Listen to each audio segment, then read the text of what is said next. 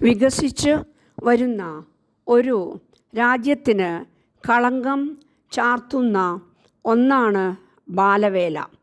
Child labour എന്ന പേരിൽ ലോകത്ത് ആകമാനം അറിയുന്ന ഒരു സാമൂഹിക വിപത്ത് ആണ് ഇത്. എത്ര കണ്ട് ശ്രമിച്ചാലും ജനങ്ങൾ ബോധവാന്മാർ ആകാത്തിടത്തോളം കാലം ഈ വിന ഒഴിവാക്കാനും ആവില്ല.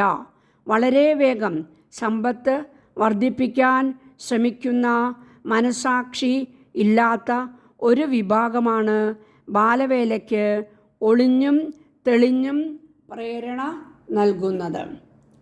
എന്താണ് ബാലവേല എന്ന് പറഞ്ഞാൽ, നിയമം നിർദ്ദേശിക്കുന്ന നിശ്ചിത പ്രായത്തിന് താഴെ ഉള്ള 14 വയസ്സ് കുട്ടികളെ കൊണ്ട് വേതനം നൽകി ജോലി ചെയ്യിക്കുന്നതാണ് ബാലവേല അഥവാ ചൈൽഡ് ലേബർ.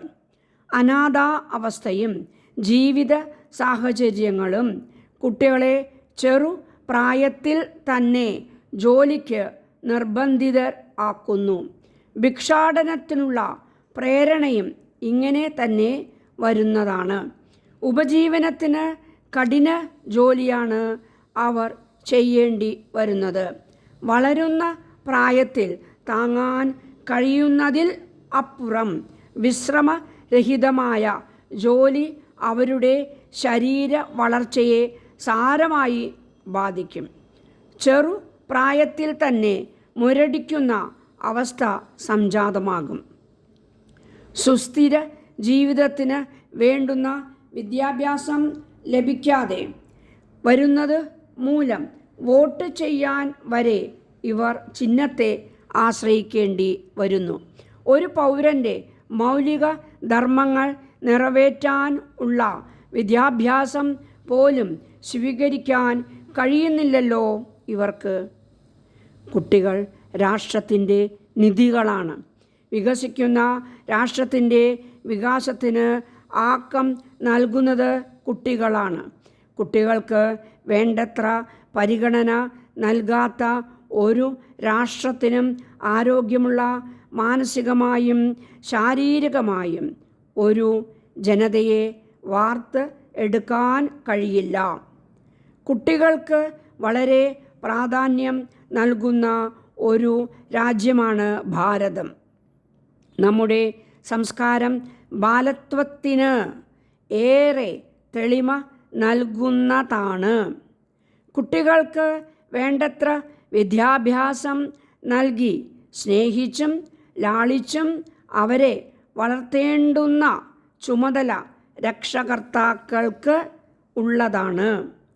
വിധി വൈപരീത്യം കൊണ്ടോ രക്ഷാകർത്താക്കളുടെ തെറ്റായ ജീവിത രീതി മൂലമോ കുട്ടികൾ സ്നേഹം ലഭിക്കേണ്ട ഘട്ടത്തിൽ അസഹനീയമായ ശാസന സ്വീകരിച്ച് കൊണ്ട് തൊഴിലിൽ ഏർപ്പെടുന്നു.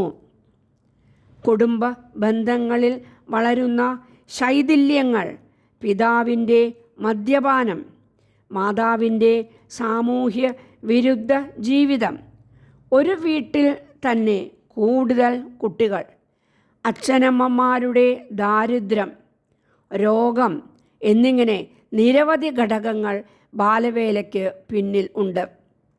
പക്ഷേ ഇത്തരം സാമൂഹിക പ്രശ്നങ്ങൾ ബാലവേലയെ നിർബന്ധിതം ആക്കരുത് എന്നാണ് സർക്കാരിൻ്റെ നയം.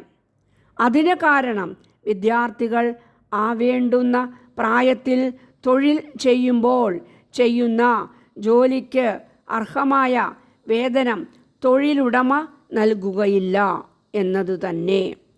സ്നേഹത്തിന് പകരം ക്രൂരതയും വിശ്രമത്തിന് പകരം അവിശ്രമ ജീവിതവും ലഭിക്കുമ്പോൾ ഈ കുട്ടികളിൽ വെറുപ്പും വിദ്വേഷവും മുളയ്ക്കുന്നു. സമൂഹത്തെ അവർ വെറുക്കുന്നു, സ്വയം പുച്ഛിക്കുന്നു. വിദ്വേഷം തകർക്കാനുള്ള പ്രേരണ നൽകുന്നു. സാമൂഹിക പ്രതിബദ്ധത കുറഞ്ഞ അവർ മുതിരുമ്പോൾ രാഷ്ട്രത്തിന് ഭീഷണി ആവുന്നു. ഇവിടെയാണ് സമൂഹം മൂല്യതകർച്ചയിലേക്ക് നീങ്ങുന്നത്. ബാലവേല ഒരു ആഗോള പ്രതിഭാസമാണ്.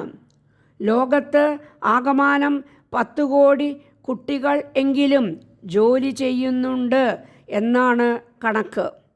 ഇന്ത്യയിൽ ബാലവേലയിൽ ഏർപ്പെട്ടിരിക്കുന്നവരിൽ 50% കേരളത്തിൽ ആണ്. ഹോട്ടലുകൾ, വർക്ക്ഷോപ്പുകൾ, മത്സ്യ സംസ്കരണശാലകൾ, കെട്ടിട നിർമ്മാണം നടക്കുന്ന ഇടം, വഴി വാണിഭ സ്ഥലങ്ങൾ, പാറമടകൾ, ഇഷ്ടിക നിർമ്മാണ കമ്പനികൾ, അച്ചടിശാലകൾ, തയ്യൽ കടകൾ തുടങ്ങി എല്ലായിടത്തും ബാലവേല കാണാൻ കഴിയും. ബാലവേലയ്ക്ക് നിയുക്തരാവുന്നവർ അന്യസംസ്ഥാനങ്ങളിൽ നിന്നുള്ളവരാവും.